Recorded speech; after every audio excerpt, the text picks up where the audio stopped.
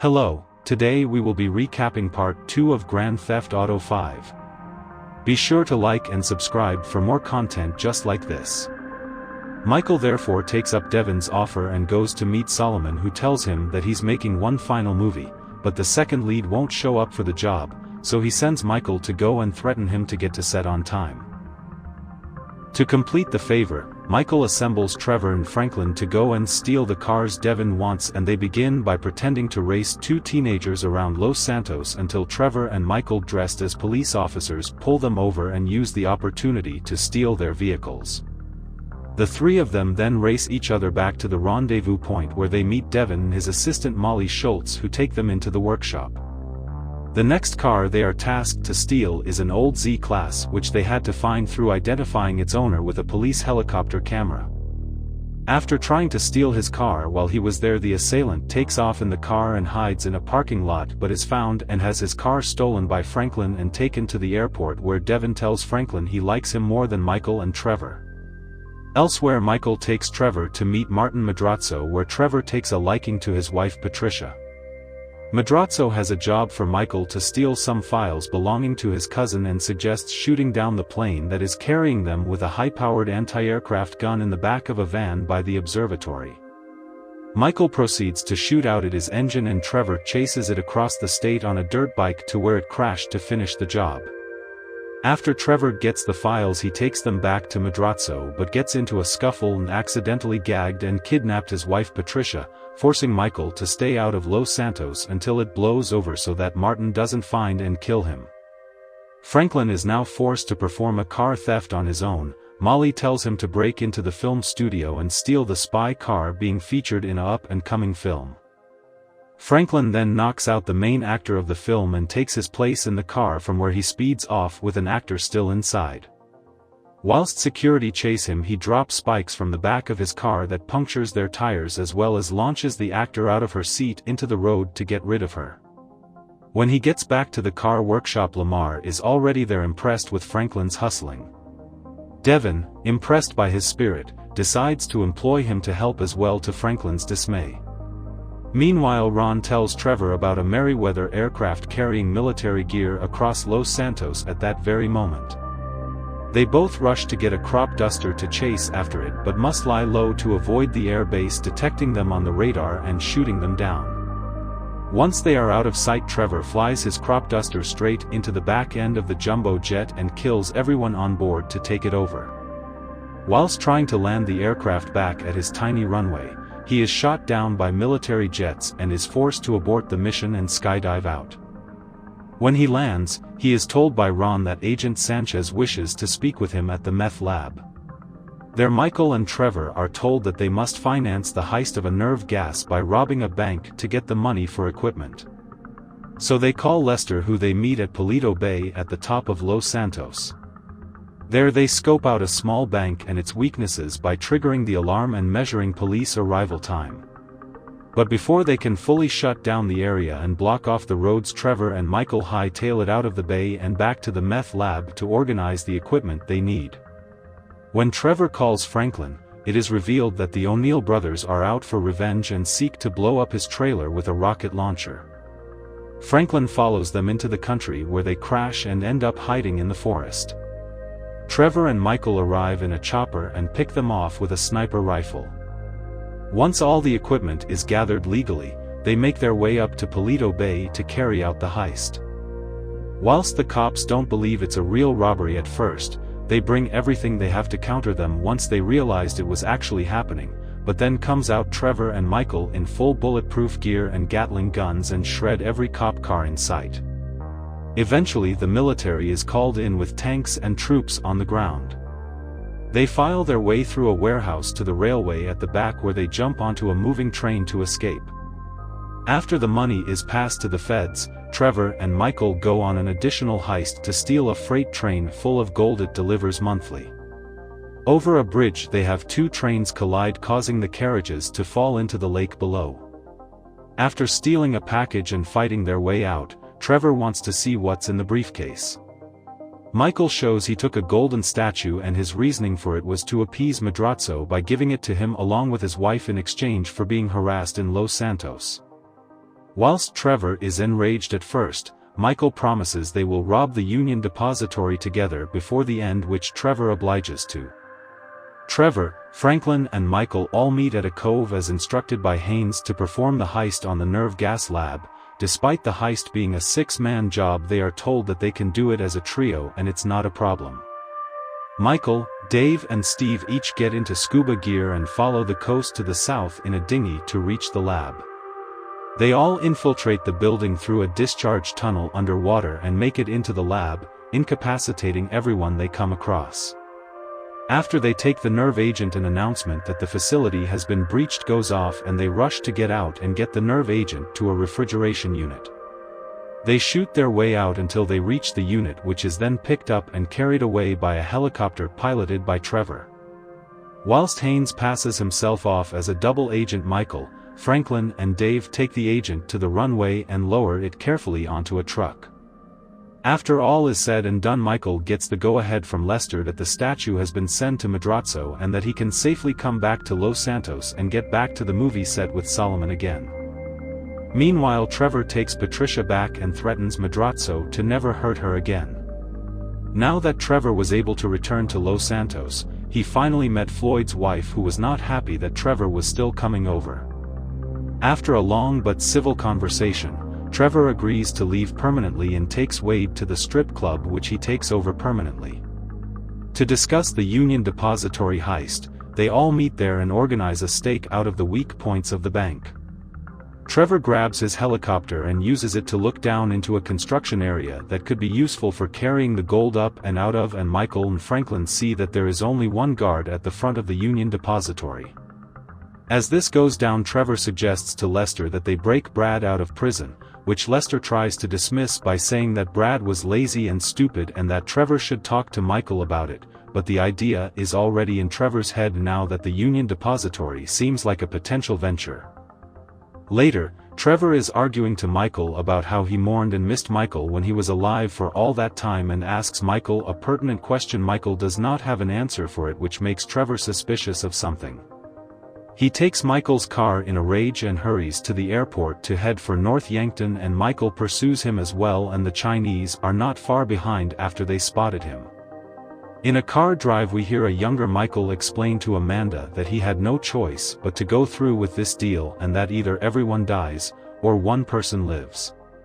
He finds Trevor in the cemetery digging up his grave and tries to pretend he does not care, but soon enough Trevor digs out the coffin and finds Brad's corpse staring back at him. After an intense standoff, Trevor flees, leaving Micheal to take care of the Chinese who followed him out here. As Trevor returns to Los Santos, he receives a call from Wei Cheng, the gangster who originally sought ties with him, who tells Trevor that they have his boyfriend Michael De Santa. Trevor doesn't care and tells them to torture him to their heart's content. He continues to help Lamar and Franklin collect the final car and drive a lorry holding them all out to a collection point on the other side of the state. However, the cars they are carrying get recognized by the police as ones that were stolen, and so Franklin is forced to use the spy car to destroy the cop cars.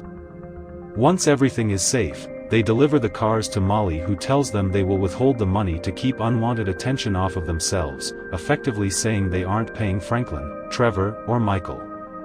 When Franklin gets back home, he asks for Trevor's help to save Micheal from the Chinese, which Trevor dismisses.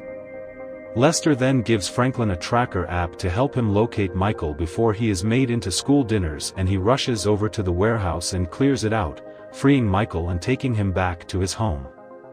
Franklin asks Micheal why Trevor is so mad at him, and Micheal admits that he screwed him over for his own safety, which Franklin visibly finds frustrating. The next day Micheal goes to see Solomon, who he finds being beaten up by some agents. He chases after them and kills them before coming back to see the surprise Solomon had in store for him. When he arrives, it is seen that he is associate producer to Solomon's newest film. Despite not really doing much to merit it, Micheal finally feels like he has done something substantial with his life. When Micheal goes to see Lester, Haynes arrives and reveals that the Bureau has evidence against him and Dave, and that they need Micheal to go and figure out what it is. Micheal pays off the janitor to the Bureau to take his work clothes and pretend to be him for a day so that he may infiltrate the building. But before that can happen, Lester needs to plan and strategize the heist. Michael goes home and finds his son Jimmy apologizing to him for stealing his car and money. Jimmy tells him he wants to see him again, but that he needs to be less lame and take control of his family again. Michael thanks him for the advice and goes to round up his family. He starts with getting his wife back from Fabian by hitting him over the head with a laptop and apologizes to Amanda for being a pathetic mess. He then gets Tracy, who he finds at a tattoo parlor being solicited by Laszlo, the same presenter from the talent show that Trevor humiliated with him. Michael proceeds to tattoo a cock and balls onto Laszlo's stomach and cutting his ponytail off and demanding Laszlo puts Tracy on the talent show again for free. He takes his whole family down to his therapist Dr. Friedlander for a family therapy session where they both undergo catharsis. At Solomon's movie productions, Michael finds Devin and Molly have screwed Solomon over and have used him to stall for time so that they could pull the plug and make a load of money building condos at the right moment. Molly takes Michael's film off of Solomon and goes to the airport to take it where it will never be seen, and in a rage Michael refuses to be fucked by another yogi and chases after her. Before Molly can get away, she gets sucked into a plane engine and turned to shreds, leaving only the movie tape. It turns out, however, that her death was in vain, as Solomon had many digital copies, meaning Michael didn't have to chase after her in the first place. With everything set in motion, Michael uses his janitor's clothing and ID to sneak into the FBI headquarters and plant bombs throughout the floors. The ensuing explosion gives them the ability to sneak their whole crew into the tower disguised as firemen. They reach the top of the building and steal hard drives containing the evidence and make a break for it, shooting their way out, having to lower themselves down the elevator to escape. They destroy the fire engine and celebrate at Lester's house, but despite Michael's insistence, Dave and Steve Haynes still have problems. Steve gets in a standoff with Michael because the Bureau thinks he is behind the incident, which he is, but then Dave gets in a standoff with Agent Sanchez to prevent him arresting Michael, which he was going to do, but then the FBI show up and want to arrest them because they caught them admitting to their crimes, which they did, but then Merriweather shows up because Michael has fucked with them one too many times now. The whole thing escalates into a full-on gunfight above Los Santos, and yet again Michael has to shoot his way out of there.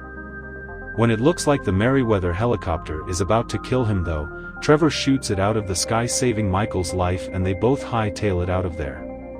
Trevor decides that they should do the Union Depository together, and if it goes good then he doesn't have to kill Michael, but if it goes bad then they both go to hell together. They call Lester and agree that they will arrange the heist. At Franklin's house, his ex-girlfriend Tanisha tells him that he hasn't changed at all and warns him that Lamar is going to be killed because Stretch set him up at a sawmill run by drug dealers near Paleto Bay. Franklin then asks Lester if he can get Trevor and Michael to help him out, which Lester obliges to. They attack from opposite ends of the sawmill and get Lamar out of there, and Franklin takes him back to the hood. When he gets there though, he meets Haynes and Norton, who want Trevor to be murdered. Whilst Michael is about to go and see his movie, he sees Devin, who tells him that his wife is not going to make it to the film. Worried about this, Michael drives home as fast as possible to find his wife and daughter being threatened and assaulted by two Merriweather soldiers. He is forced to defend his home from the security company sent by Devin as revenge for Molly's death. This further pushes Michael to want to do the big heist in hopes of finally getting out of the game again. So with Franklin and Trevor and Lester, they draw up their plans and collect the equipment to do so. Finally, the lifelong-awaited day arrives and they split up into two groups. One group holds up the front of the bank as a distraction, whilst the group at the back drills into the back of the bank and steals the gold directly from the bank. Once all the gold is pulled out, Trevor picks it up in his helicopter and takes it out to the train for it to be transported away and turned into safe money. Meanwhile, Michael and Franklin stay behind to escape with the distraction no longer required. They reach the escape cars and eventually are picked up by trucks underground. The heist is a success, but there is one final problem to deal with. When Franklin arrives back home, Devin Weston is there to meet him. He tells Franklin that he needs to kill Michael for him. When Franklin refuses, Devin reminds him of his options. Either he kills Trevor, kills Micheal, or he can kill no one but suffer what is coming for him. It's up to the player to choose which ending they want, and each is respectable and justifiable. But killing neither is the obviously superior choice. After consulting with Lester, he tells Franklin that he could lure out both Steve Haynes and the FIB as well as Devin Weston and his private army Merryweather to come and attack him, Micheal and Trevor if it is suspected that they are melting down the Union depository gold at the foundry outside of town. So Franklin gets Lamar and meets with Trevor and Micheal and they lure all parties to the foundry to wipe them all out at once. Now that they have wiped out the stormtroopers of their main enemies, they can now go on the offensive and hit back at the specific people causing them problems. Franklin wants Stretch gone for causing problems with Lamar, Trevor wants the Chinese gone for causing problems with his business, and Micheal wants Steve Haynes gone for constantly demanding him to do things, and it is obvious he will hand him in at the first chance he gets. Franklin goes to assassinate Wei Cheng, Trevor goes and assassinates Steve Haynes, and Micheal goes to assassinate Stretch. But all of them have a problem with Devin Weston for either not paying them for their services or literally threatening them and their livelihoods. So after Trevor is done with Haynes, he goes and kidnaps Devin Weston and takes him to the top of Paleto Bay where he waits for Micheal and Franklin to arrive. They all open the trunk and laugh at the pathetic state Devin has found himself in before pushing the car, with him tied up in it, into the ocean. Lastly, they each go their separate ways and give their farewells as associates but remain close friends even after all they've been through. Thanks for watching. Be sure to like and subscribe for more content just like this. See you next time.